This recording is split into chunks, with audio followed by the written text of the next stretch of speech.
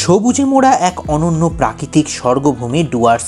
হিমালয়ের পাদদেশে অবস্থিত এই অঞ্চল একদিকে পাহাড়, অন্যদিকে বিস্তীর্ণ সমতল ভূমি, যার বুক চিরে বয়ে গেছে অসংখ্য ঝর্ণা ও নদী। তিস্তা, তোরসা, জলঢাকা, রায়ডাক, ঘন জঙ্গল, চা বাগান, বন্যপ্রাণী আর শান্ত গ্রামের সমাহারে ডুয়ার্স যেন এক জীবন্ত চিত্রপট। এখানে আপনি থাকতে পারবেন জঙ্গলের ভেতরে সুন্দর কাঠের কটেজে, চা বাগানের পাশে সুন্দর রিসর্টে, আর নদীর ধারে এক অপরূপ সুন্দর হোমস্টেতে। খেতে পারবেন দেশীয় সুস্বাদু খাবার, তাজা মাছ, মুরগি, মাটন সহ নানান পদ, যার স্বাদ আপনার দীর্ঘদিন মনে থাকবে। এখানকার জাতীয় উদ্যান ও অভয়ারণ্য, গরুমারা, জলদাপাড়া, বক্সা টাইগার রিজার্ভে হাতি, গন্ডার, চিতা, ময়ূর সহ অগণিত বন্যপ্রাণের আবাসস্থল, যেখানে আপনি ইচ্ছে করলে জঙ্গল সাফারিও করে নিতে পারবেন। আর তাছাড়া ডুয়ার্স ঘুরতে এলে কোচবিহার রাজবাড়ি ও মদনমোহন মন্দিরও দেখতে পারেন, যেখানে ইতিহাস আপনাকে অতীতের গল্প শোনাবে। ডুয়ার্স আসবেন কি করে, কিভাবে ঘুরলে ডুয়ার্সের সব স্থান দেখতে পাবেন, থাকবেনই বা কোথায়, খরচাপাতি কি যাবতীয় তথ্য এই ভিডিওতে। টুরিস্ট ডেস্টিনেশন চ্যানেলে সকলকে স্বাগত। আজ আমি শ্রদ্ধাঞ্জলি এখন চলে এসেছি ডুয়ার্সে। ডুয়ার্স বলতেই আমরা যেই স্থানগুলোর কথা বলি তা হচ্ছে গিয়ে আলিপুরদুয়ার, জলপাইগুড়ি, কোচবিহার। এই সব জায়গায় রয়েছে অসংখ্য উল্লেখযোগ্য স্থান। সেই স্থানগুলো কিভাবে ঘুরবেন, কি হবে 4 রাত্রি 5 দিনের ট্যুর প্ল্যান, যাবতীয় তথ্য জানাবো আজকের ভিডিওতে, তাই শেষ অবধি দেখতে থাকুন আজকের ভিডিও। কলকাতা থেকে ডুয়ার্স পৌঁছানোর সবথেকে জনপ্রিয় উপায় হলো ট্রেনে করে যাওয়া। হাওড়া বা শিয়ালদা থেকে নিউ জলপাইগুড়ি বা নিউ মেল জাংশন পর্যন্ত অসংখ্য ট্রেন চলে, যেমন পদাতিক এক্সপ্রেস, দার্জিলিং মেল আর কাঞ্চনকন্যা হলো আপনার জন্য বেস্ট ট্রেন সরাসরি নিউ মেল জাংশন যাওয়ার জন্য। আর যারা বাসে করে আসতে চাইছেন তারা কলকাতা থেকে চলে আসুন নিউ জলপাইগুড়ি, সেখান থেকে খুব সহজেই পৌঁছে যাবেন ডুয়ার্সের বিভিন্ন জায়গা। 13149 কাঞ্চনকন্যা এক্সপ্রেস শিয়ালদা স্টেশন থেকে প্রতিদিন রাত 8:30টায় ছেড়ে পরের দিন সকাল 9:20তে পৌঁছায় নিউ মেল জাংশনে। স্লিপার ক্লাসের ভাড়া 350 টাকা, 3 টায়ার এসির ভাড়া 970 টাকা, 2 টায়ার এসি ভাড়া 1380 টাকার বিনিময় আপনার টিকিট কেটে ডুয়ার্সের রেলপথ, তিস্তা নদী, চা বাগান, জঙ্গল, টানেলের মধ্যে দিয়ে পাহাড় দেখতে দেখতে অনায়াসে পৌঁছে যাবেন নিউ মেল জাংশনে। আমরা এবারে ডুয়ার্সে ট্রিপ করছি ট্যুর কিংডমের সঙ্গে। ওনারাই সব ব্যবস্থা করে দিয়েছিলেন, তাই নিউ মেল জাংশনের বাইরে পাঠিয়ে দিয়েছিলেন গাড়ি। শুরু হলো আমাদের ডুয়ার্স ভ্রমণ। নিউ মেল জাংশন থেকে জঙ্গল এবং চা বাগান দেখতে দেখতে 16 কিলোমিটার দূরে আমরা আজ থাকব চা বাগানের পাশে লাটাগুড়িতে এক খুব সুন্দর রিসর্টে, যার নাম গ্রিন টি রিসর্ট। গাছগাছালি দিয়ে ঘেরা বিশাল বড় কম্পাউন্ড এই রিসর্টের। পরপর বেশ কয়েকটি কটেজ রয়েছে। আমরা থাকব এই সুন্দর সুন্দর কটেজে। রুমে চেকিং করে ফ্রেশ হয়ে করে নিলাম লাঞ্চ, তবে এই লাঞ্চ কিন্তু প্যাকেজের মধ্যে নেই। লাঞ্চ করে কিছুক্ষণ বিশ্রাম নিয়ে ট্যুর কিংডমের গাড়ি করে আমরা বেরিয়ে পড়লাম জলপাইগুড়ি তথা উত্তরবঙ্গের একমাত্র সতীপীঠ দর্শনে। এখান থেকে 57 কিলোমিটার দূরে জলপাইগুড়ির অনন্য সতীপীঠ ভ্রমরী দেবী সতীপীঠ। সবুজ বনানী আর নদীর স্রোতের মাঝে লুকিয়ে থাকা এক মহাতীর্থ ভ্রমরী দেবী সতীপীঠ। বিশ্বাস করা হয় দেবী সতীর বাম পদযুগল পতিত হয়েছিল এখানে দেবী ভ্রমরী রূপে বিরাজমান। মন্দিরের ভেতরে মূল গর্ভগৃহে কালো পাথরে নির্মিত দেবী ভ্রমরীর মূর্তি রয়েছে, যাকে চারদিকে মৌমাছির মতন অলঙ্করণে সজ্জিত করা হয়েছে। মূল বিগ্রহ ছাড়াও মন্দিরে আরও অসংখ্য বিগ্রহ রয়েছে। সেই সব দেখে আমরা আবারও উঠে পড়লাম গাড়িতে, ফিরে এলাম আমাদের রিসর্টে। রাতের অন্ধকারে আমাদের রিসর্ট আরও মায়াবী। ফিরে এসে রেস্ট নিয়ে রাত্রেবেলায় চিকেন সহযোগে রুটি খেয়ে ঘুমিয়ে পড়লাম।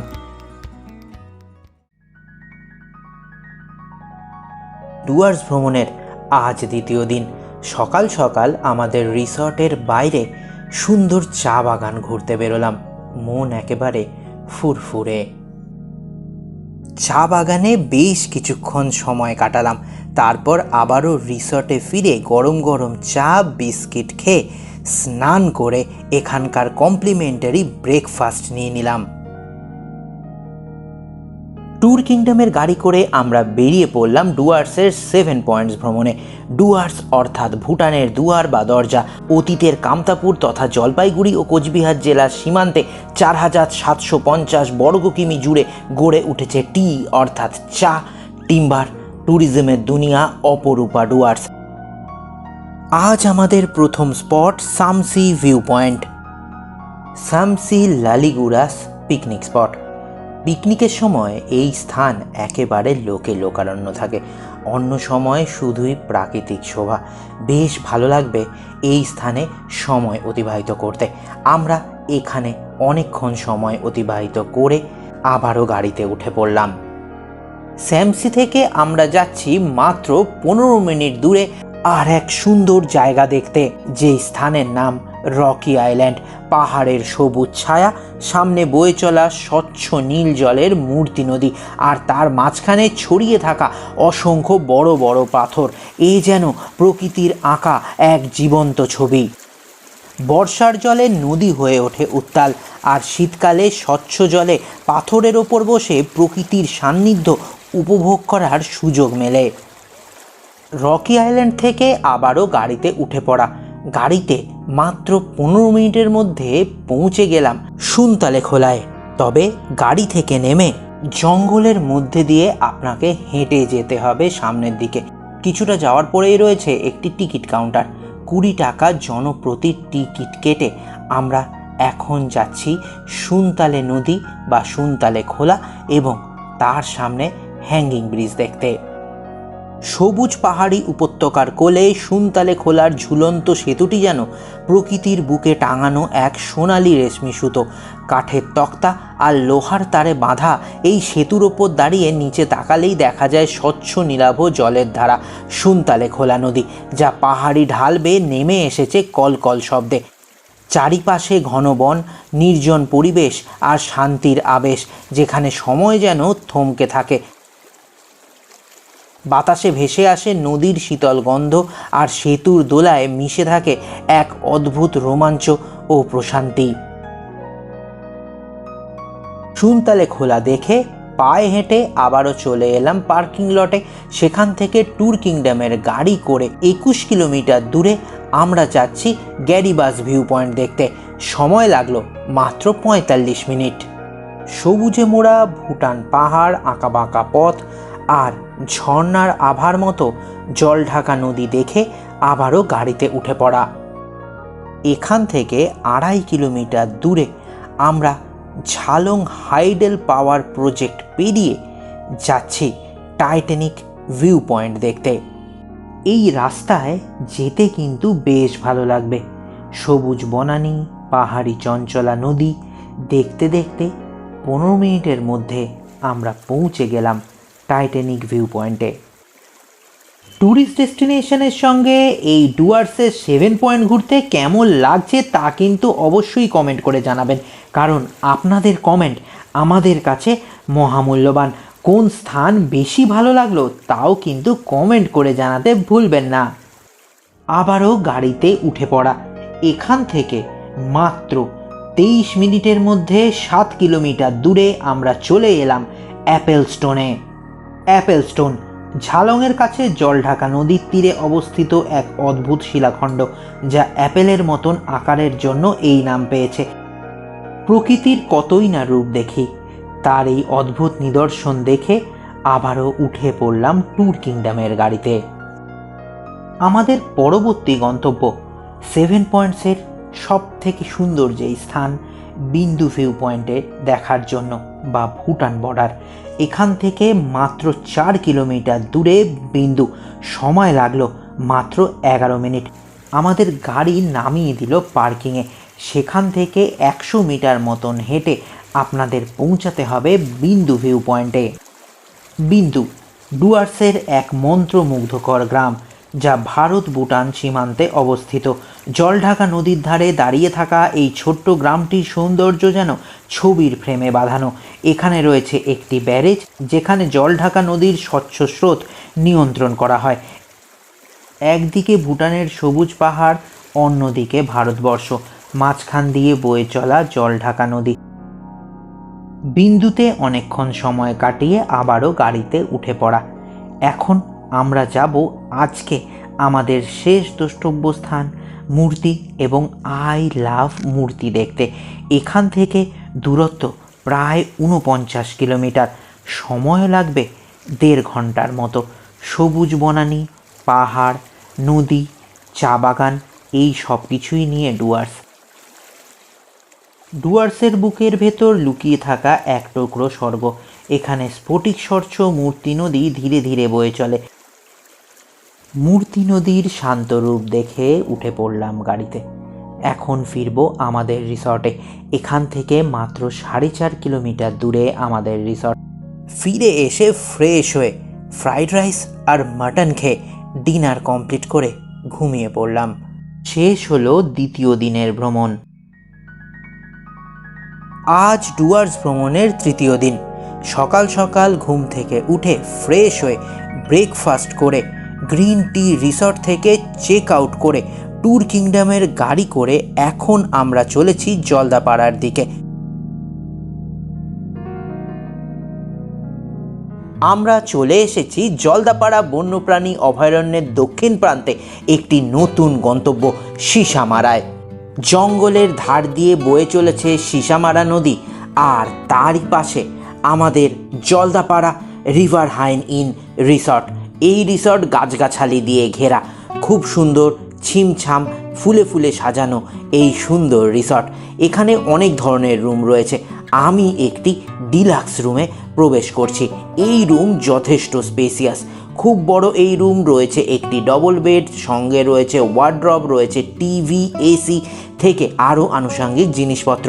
রুমের সঙ্গেই রয়েছে অ্যাটাচ ওয়েস্টার্ন টয়লেট। আর ব্যালকনিতে আসলেই দেখতে পাবেন সিসামারা নদী, আর তারপরেই জলদাপাড়া অভয়ারণ্য। নদীর পাড়ে বেশ কিছুক্ষণ সময় কাটিয়ে ফ্রেশ হয়ে প্রথমে আমরা চলে এলাম ডাইনিংয়ে। এখানে স্থানীয় খাওয়ার টাটকা মাছ খেয়ে এখান থেকে বেরিয়ে পড়লাম। আর এখান থেকে জলদাপাড়া গেট নম্বর 2 একেবারে কাছে, মাত্র 8 কিলোমিটার। সেই গেটে এসে সশরীরে অরিজিনাল আইডি দেখিয়ে আপনাদের টিকিট কাটতে হবে জিপসি সাফারির। 3.5 স্লটের টিকিট কাটলাম। পুরো জিপসির জন্য ভাড়া নিল 1750 টাকা। শুরু হলো আমাদের জিপসি সাফারি। একটি জিপসিতে 6 জন করে বেরিয়ে পড়লাম জলদাপাড়া জাতীয় উদ্যান, যা আগে ছিল জলদাপাড়া বন্যপ্রাণী অভয়ারণ্য, যা আলিপুরদুয়ার জেলায় পূর্ব হিমালয়ের পাদদেশে অবস্থিত একটি জাতীয় উদ্যান। তোরসা নদীর তীরে অবস্থিত এই অভয়ারণ্যের সামগ্রিক আয়তন 141 বর্গ কিলোমিটার।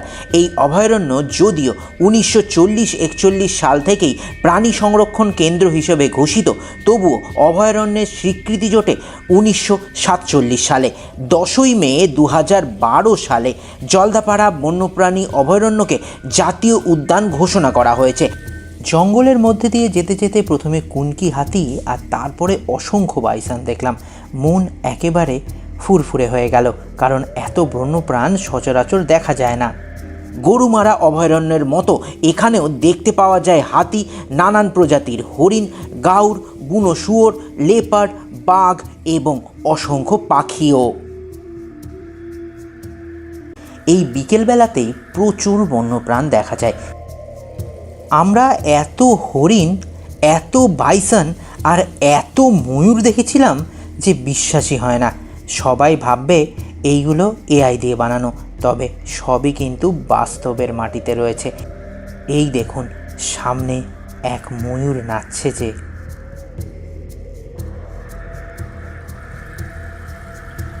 এখানে আমরা অনেকক্ষণ সময় অতিবাহিত করে এবার ফিরতি পথ ধরলাম। 1.5 ঘন্টা জিপসি সাফারি করে আর আগামীকালের জন্য হাতি সাফারির টিকিট কেটে ফিরে এলাম জলদাপাড়া রিভার হাইন ইনে। এসে ফ্রেশ হয়ে স্ন্যাক্স, চা পুরো সন্ধে রিভার হাইনিনের ঝর্ণা দেখতে দেখতে ডিনার করে ঘুমিয়ে পড়লাম। শেষ হলো তৃতীয় দিনের ভ্রমণ। নতুন দিনের শুভারম্ভ। ভোর ভোর আমাদের রিসর্ট থেকে বেরিয়ে ট্যুর কিংডমের গাড়ি করে আমরা এখন যাচ্ছি জলদাপাড়া গেট নাম্বার 2-এ, যেখানে করব হাতি সাফারি। হাতি সাফারি করার জন্য গতকাল 1000 টাকার বিনিময়ে টিকিট আমরা কেটেই রেখেছিলাম।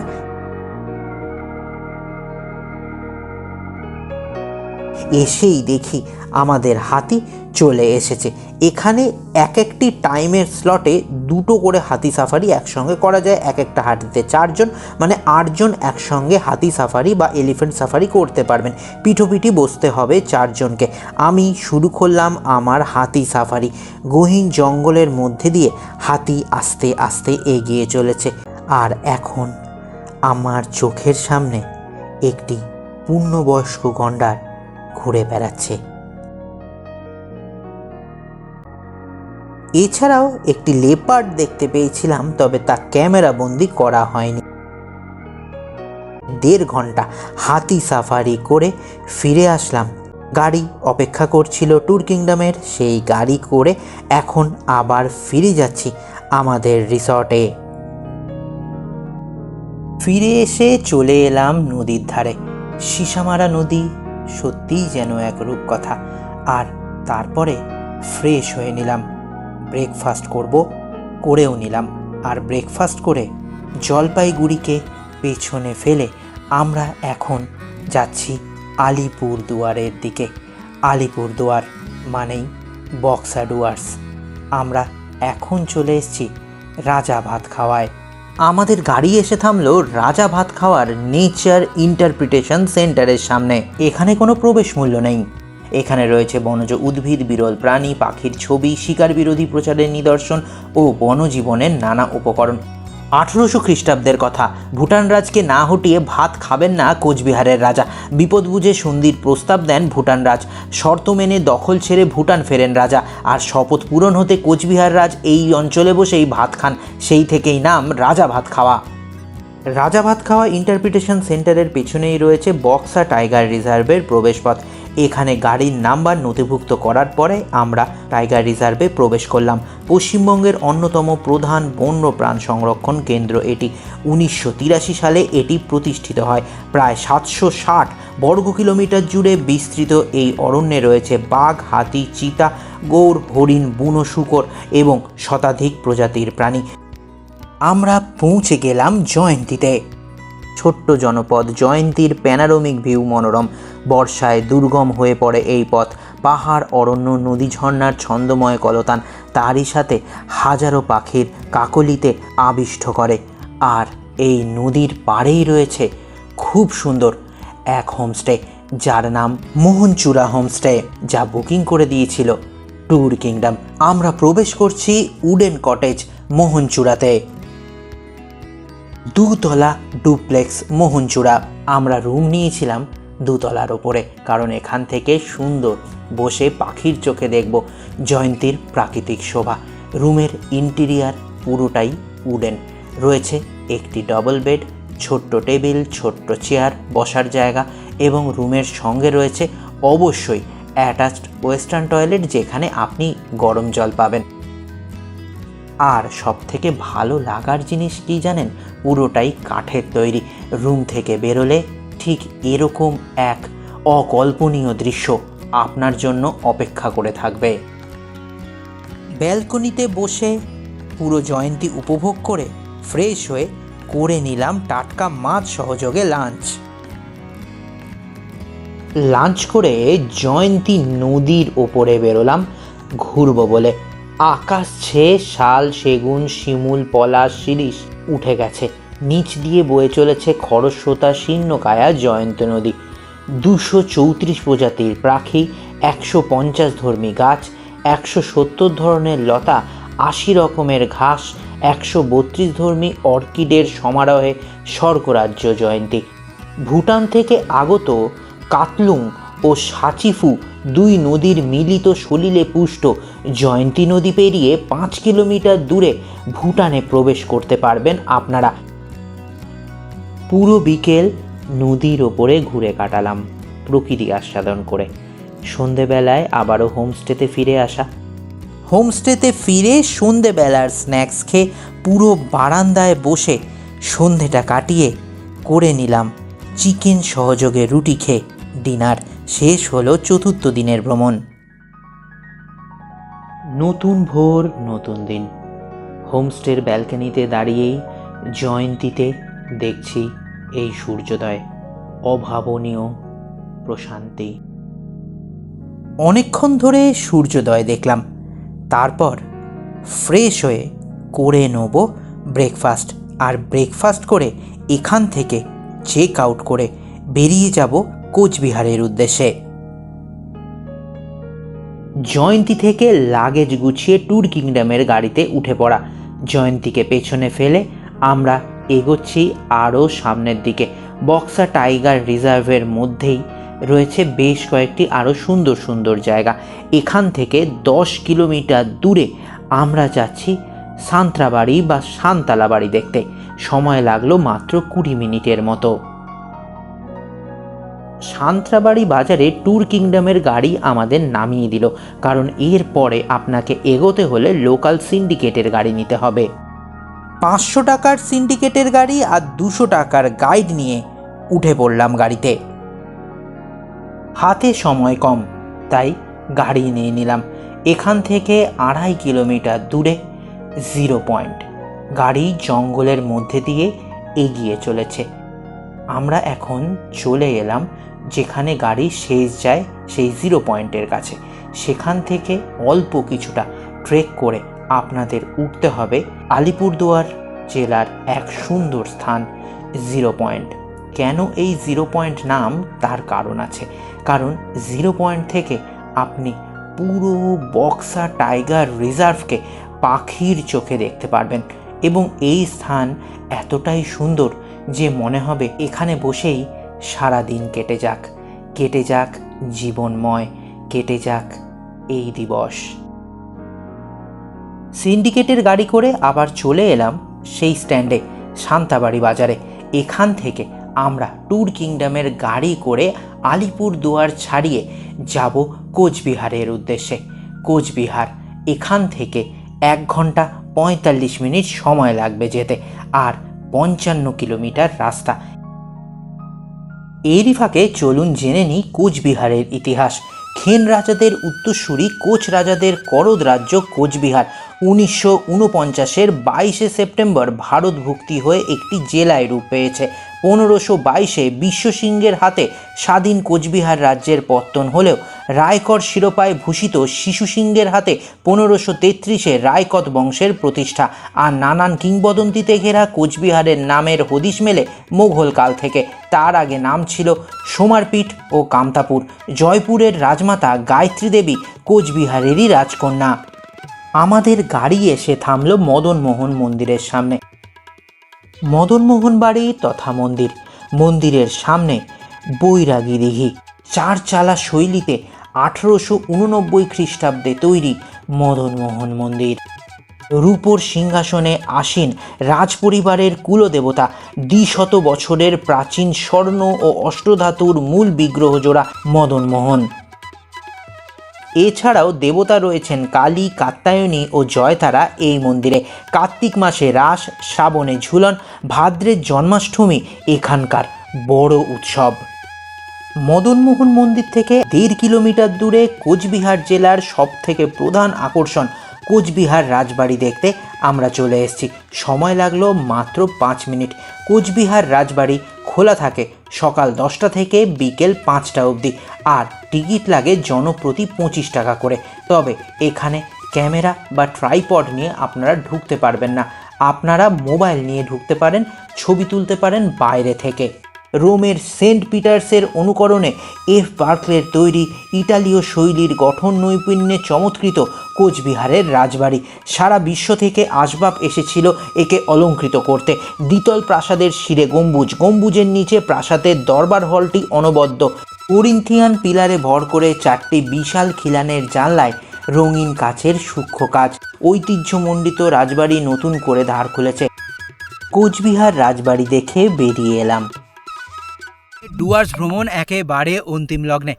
আমরা কোথায় কোথায় ঘুরেছি, প্রথমে জলপাইগুড়ি, তারপর আলিপুরদুয়ার এবং শেষে একেবারে কোচবিহার রাজবাড়ি দেখে স্টেশনে ফিরব। এই যে পুরো ট্রিপ আমাদের জন্য অর্গানাইজ করে দিয়েছিল ট্যুর কিংডম। ছিলাম বিভিন্ন স্থানে, পুরো ভিডিও ধরে সব কিছু রয়েছে। ট্যুর কিংডমের এই যে আমরা ট্রিপ করলাম, এই ট্রিপ বুক করতে হলে আপনারা দেখুন স্ক্রিনে একটি নাম্বার দেখতে পাচ্ছেন। এই যে নাম্বারগুলো দেখতে পাচ্ছেন, এই নাম্বারে ফোন করলেই বুকিং হয়ে যাবে ডুয়ার্সের এই সুন্দর ট্রিপ। আর এই ধরনের ট্রিপগুলোতে কি হয়, যত বেশি লোক আসবেন তত কিন্তু খরচা কম হয়, কারণ গাড়ির ভাড়াটা ডিস্ট্রিবিউট হয়ে যায়। 6 জন আসলে 8 জন আসলে অনেক খরচা কম। 8 জন যদি আপনারা আসেন তাহলে গাড়ি, থাকা, খাওয়া, ঘোরা যাবতীয় সব মিলিয়ে এই 4 রাত 5 দিনের পার হেড খরচা কত জানেন? মাত্র 7,500 টাকা করে। আর যদি 6 জন আসেন সামান্য বাড়বে, যদি 4 জন 2 জন আসেন ট্রিপ অবশ্যই করতে পারবেন, সামান্য একটু খরচা বেশি। সেই সব খরচা কত সব দেখুন ডেসক্রিপশন বক্সে লেখা আছে, যাবতীয় সব কিছু খরচাপাতি কী কী। আর 8 জন ঘুরতে চলে আসুন না 7,500 টাকায়, এরকম খাওয়া দাওয়া, এরকম ঘোরা, সব কিছু সুন্দর ডুয়ার্সের সব ভ্রমণ দ্রষ্টব্য স্থানগুলি একসঙ্গে। ট্যুর কিংডমের গাড়ি এখন আমাদের ছেড়ে দেবে নিউ কোচবিহার স্টেশনে, সেখান থেকে ট্রেনে করে হাওড়া। ট্যুরিস্ট ডেস্টিনেশনের সঙ্গে ডুয়ার্সের সম্পূর্ণ ভ্রমণ কেমন লাগলো অবশ্যই কমেন্ট করে জানাবেন। কোনো কিছু যদি জানতে চাইছেন তাও কমেন্ট করে জানাতে ভুলবেন না। আর অবশ্যই দেখতে থাকুন ট্যুরিস্ট ডেস্টিনেশন।